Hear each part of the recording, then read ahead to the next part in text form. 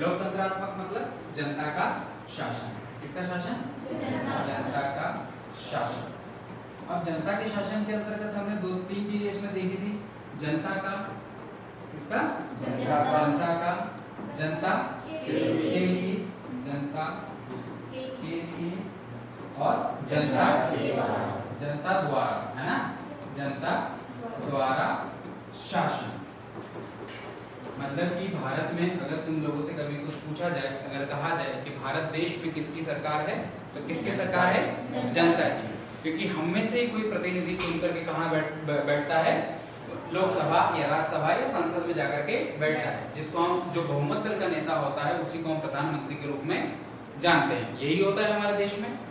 आज भी, आज की तारीख में भी अगर आज जो हमारे नरेंद्र मोदी प्रधानमंत्री है, अगर वो तीसरी बार चुने गए हैं, तो वो किसकी बदौलत चुने गए हैं? जनता की बदौलत। क्या हमें, आपने उनको वोट दिया था? दिया था। हमने किसी संसद को चुना था, वो संसद हमारा था। क्या हमने शुरुआत में जब संविधान के स्टार्ट किया था तो हमने देखा था कि 10 लाख प्रतिनिधि के ऊपर एक व्यक्ति होगा? तो क्या ऐसा ही होता है आज भी?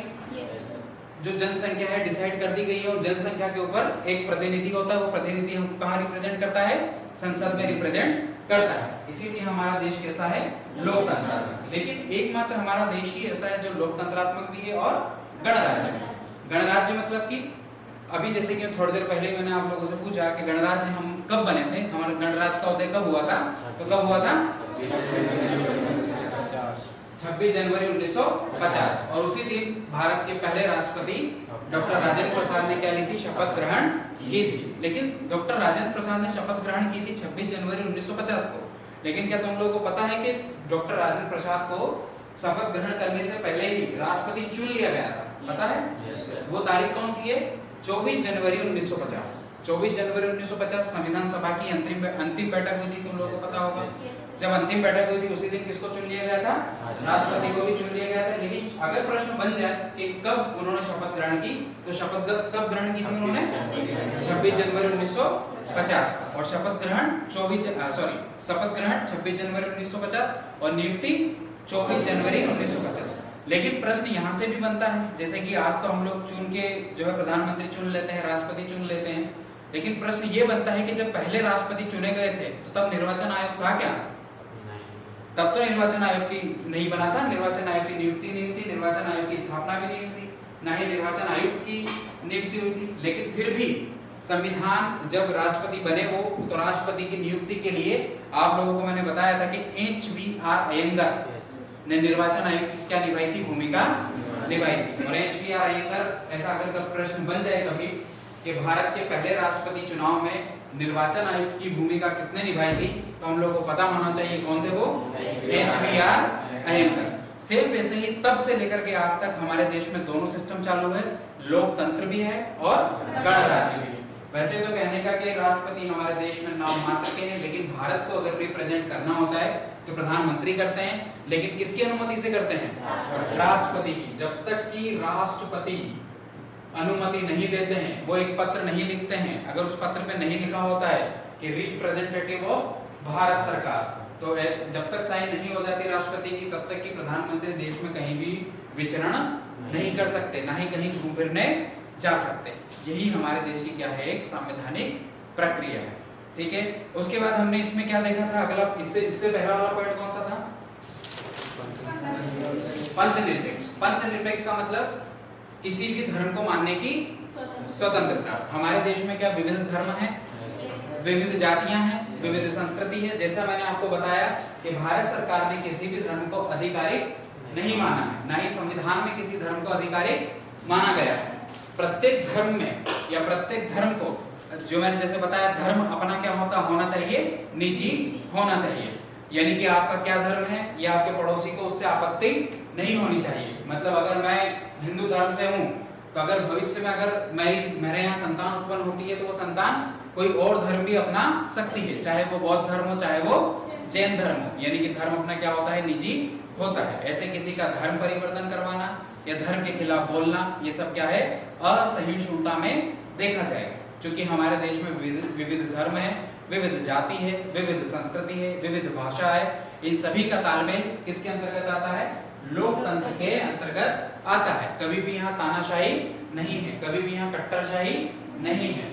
सबकी यानी कि जनता के लिए ही, जनता द्वारा, जनता के ही प्रतिनिधि चुन करके कहां बैठता है? संसद में बैठता है, जिसको आज हम किसके नाम से जानते हैं? प्रधानमंत्री के नाम से जानते हैं। यही है। इसके पहले वाला पॉइंट क्या था हमारा? समाजवाद। समाजवाद में हमने क्या लिखा था?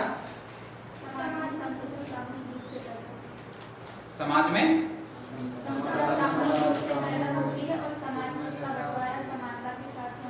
हाँ, समानता और समानता, समान और समानता के साथ होना चाहिए, यही लिखा था हम लोगों ने।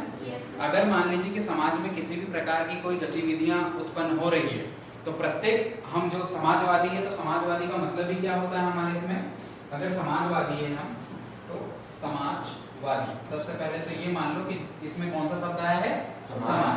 अगर हम लोग क्या करते हैं, समाज को लेकर के चलते, तो हमको समाज में होने वाली जितनी भी क्रियाएं हैं, समाज में होने वाली जितनी भी प्रक्रियाएं हैं, उनको क्या लेकर के चलनी होगी? साथ में लेकर के चलनी होगी। उनको साथ में हमको क्या देना पड़ेगा? समान अवसर देंगे या नहीं देंगे? लेकिन किसके साथ देंगे हम उनको समान अवसर? समानता के साथ या सम्मान के साथ। किसके साथ देंगे? सम्मान के साथ। ऐसे में हम किसी भी व्यक्ति को बीच में नहीं छोड़ सकते। ये क्या है? हमारी समाजवादी सोच है। और इसका जो हमको विस्तृत जानकारी कहाँ मिली हमको? भारतीय प्रस्तावना में। यही चीज हम पढ़ रहे हैं आगे। इसके पहले वाला पॉइंट क्या था हमारा? प्रभुत्व संपन्न। प्रभुत्व संपन्न का अर्थ क्या होता है यहाँ पर?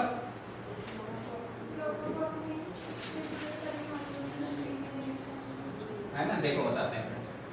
प्रभुत्व संपन्न, अगर प्रभुत्व संपन्न की हम बात करें, तो प्रभुत्व संपन्न मतलब भारत एक ऐसा देश है जो अपने निर्णय स्वयं लेने के लिए क्या है? बाध्य है। किसी अन्य से वो क्या कर सकता? अपने निर्णय नहीं ले सकता। यानी कि क्या कह रहा है ये? प्रभुत्व संपन्न मतलब भारत अपने स्वयं निर्णय लेने के लिए क्या है? स्वतंत्र है या बाध्य? स्वतंत्र। ठीक है। हम पर किसी भी प्रकार का, मतलब जो अगर कोई हम पे दबाव डालता है, तो उस दबाव को हम लोग नहीं झेलेंगे। क्या ऐसा हुआ है कि हम पे किसी ने दबाव डाला है? किसी ने डाला है क्या दबाव? अरे होता है, कई बार ऐसा हो जाता है, घबराने की आवश्यकता नहीं है। ठीक है, क्योंकि अगर हम पढ़ रहे हैं तो हमको सारे डायमेंशन क्या होने चाहिए? हमारे क्लियर होने चाहिए। हम इस बात से बिल्कुल भी संकोच ना करें कि ऐसा नहीं हो रहा है, क्योंकि हम लोग कई बार ऐसा होता है कि जैसे तुम लोग समाचार पत्र पढ़ते होंगे, जब हम समाचार पत्र पढ़ते हैं तो समाचार पत्र में भी कई सारी केस स्टडीज वगैरह आती होगी। अब जैसे कि इन्होंने क्या कह दिया? प्रभुत्व संपन्न। भारत एक प्रभुत्व संपन्न है। भारत किसी भी विषय पर अपने निर्णय लेने के लिए क्या है? स्वतंत्र है। किसी प्रकार का दबाव वो नहीं झेले, है ना? किसी प्रकार का दबाव नहीं झेले, यही बात कर रहा है।